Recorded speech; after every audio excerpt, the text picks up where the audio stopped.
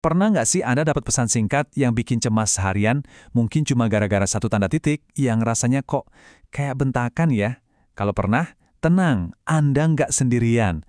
Hari ini kita bakal bedah tuntas fenomena ini, bahasa tubuh digital. Di tempat kerja kita yang serba modern ini, komunikasi kan jadi serba cepat. Tapi kecepatan ini ada harganya. Pesan yang super singkat, balasan yang ditunggu-tunggu nggak kunjung datang, semua celah kosong ini akhirnya diisi sama imajinasi kita sendiri. Dan seringnya malah jadi cemas, salah paham, bahkan sampai parno. Kita semua pasti pernah deh ngalamin ini. Melototin layar, mencoba memecahkan kode dari satu pesan singkat. Ini dia marah nggak ya? Kok pakai titik di akhir? Atau, jangan-jangan aku salah ngomong. Tiba-tiba komunikasi yang harusnya simpel malah jadi kayak jalan di ladang ranjau. Dan ternyata perasaan itu dialami banyak orang loh.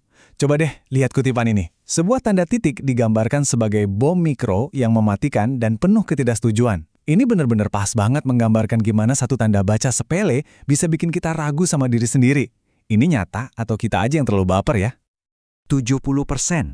Coba deh bayangin, 70% interaksi kita sama rekan kerja sekarang itu lewat layar. Ini bukan cuma angka loh, ini artinya kita kehilangan senyuman, anggukan kepala, bahkan nada suara yang bisa menenangkan. Semua isyarat kecil yang bikin kita ngerasa nyambung satu sama lain, itu hilang. Jadi wajar banget kan kalau kita jadi gampang cemas? Oke, jadi kita sekarang hidup di dunia kerja model baru, di mana isyarat-isyarat tradisional itu udah nggak ada lagi. Pertanyaannya sekarang, gimana dong cara kita beradaptasi? Gimana caranya kita bangun lagi koneksi dan saling pengertian tanpa bisa tatap muka? Nah, jawabannya ada di sebuah keahlian baru, bahasa tubuh digital. Ini tuh semacam kumpulan isyarat dan sinyal baru yang kita pakai buat nerjemahin niat baik kita di dunia maya. Kuncinya di sini, ini bukan soal teknologinya yang canggih, tapi soal seberapa bijak kita sebagai manusia dalam memakainya. Oke, jadi gimana sih wujudnya bahasa baru ini? Yuk kita coba pecahin kodenya. Kita bakal lihat bareng-bareng gimana isyarat-isyarat yang biasa kita lihat di dunia nyata sekarang punya kembarannya di dunia digital. Contoh paling gampang deh, senyuman. Kalau ketemu langsung, senyum itu kan isyarat kehangatan yang paling jelas. Nah, di dunia digital, padanannya itu tanda seru. Coba perhatiin deh, email yang diakhiri pakai titik itu sering banget terasa dingin atau bahkan kayak nyuruh. Tapi begitu ditambahin satu tanda seru, wah nadanya langsung berubah jadi lebih ramah dan bersahabat. Atau anggukan kepala pas orang lagi ngomong. Itu kan cara kita bilang, iya saya dengerin. Versi digitalnya, balasan yang cepet. Beneran deh, balasan sesingkat oke, diterima atau siap saya kerjakan. Dalam hitungan menit, itu jauh lebih baik daripada diam aja berjam-jam. Itu nunjukin rasa hormat dan bikin yang ngirim pesan ngerasa didengerin. Nah, yang menarik nih, jeda dalam komunikasi digital itu bisa punya dua arti. Kalau kelamaan diem, bisa dianggap cuek. Tapi, kalau jeda itu diikuti sama balasan yang detil dan penuh pertimbangan, itu artinya sama kayak kita diem sejenak buat mikir. Ini ngirim sinyal yang kuat banget. Saya nggak cuma denger, tapi saya benar-benar mikirin masukan dari Anda. Dan disinilah situasinya jadi ya agak rumit. Kita semua pasti pernah kan dapat email kayak gini. Kalimat yang kelihatannya profesional, kayak sesuai email saya sebelumnya, tapi sebenarnya punya makna tersembunyi. Itu tuh kode buat bilang, "Weh, kamu baca emailku nggak sih?"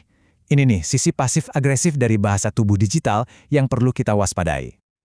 Oke, ngelihat semua kerumitan ini mungkin rasanya pusing ya.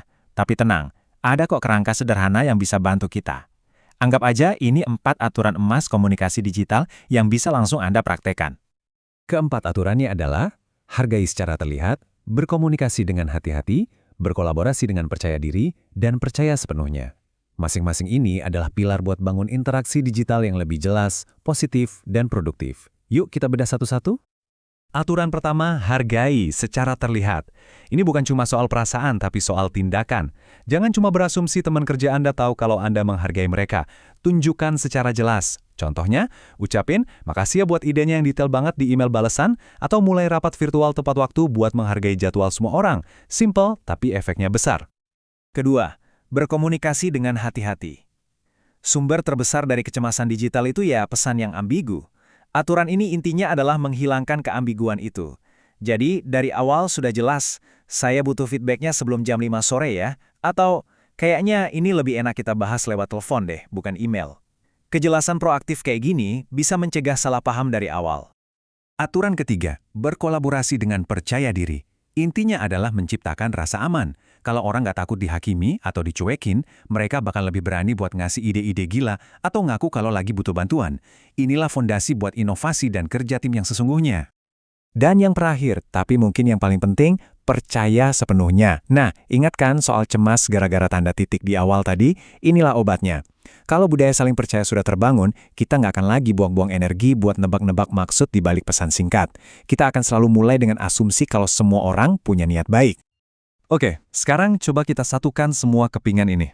Semua sinyal-sinyal kecil tadi, tanda seru, kecepatan balasan, pilihan kata, semuanya itu membentuk satu hal yang krusial banget. Kesan pertama digital Anda.